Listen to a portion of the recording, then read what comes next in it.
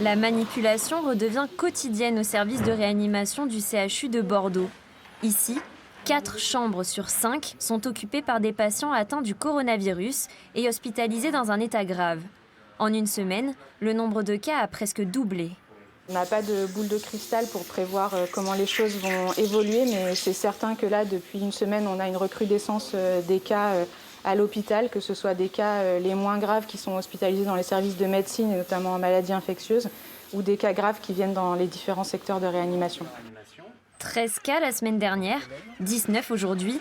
Cela peut paraître peu, mais depuis le déconfinement, aucun cas de Covid n'avait franchi les portes du service de médecine intensive en réanimation.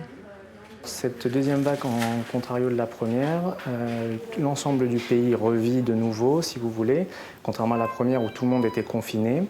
Là, la grosse différence que ça fait, notamment pour nos soignants, du coup, si les gens ne respectent pas les mesures barrières, c'est que du coup, ça va majorer la fatigue et l'anxiété du personnel, qui est déjà relativement importante.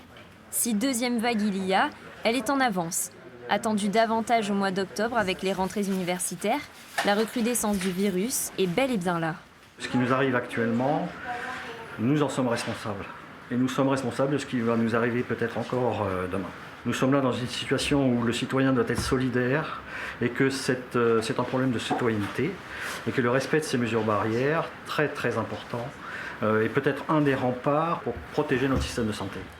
La Gironde, placée en zone rouge, est l'un des départements français où le virus est le plus actif. En un mois, le nombre d'hospitalisations liées à la Covid a été multiplié par 3.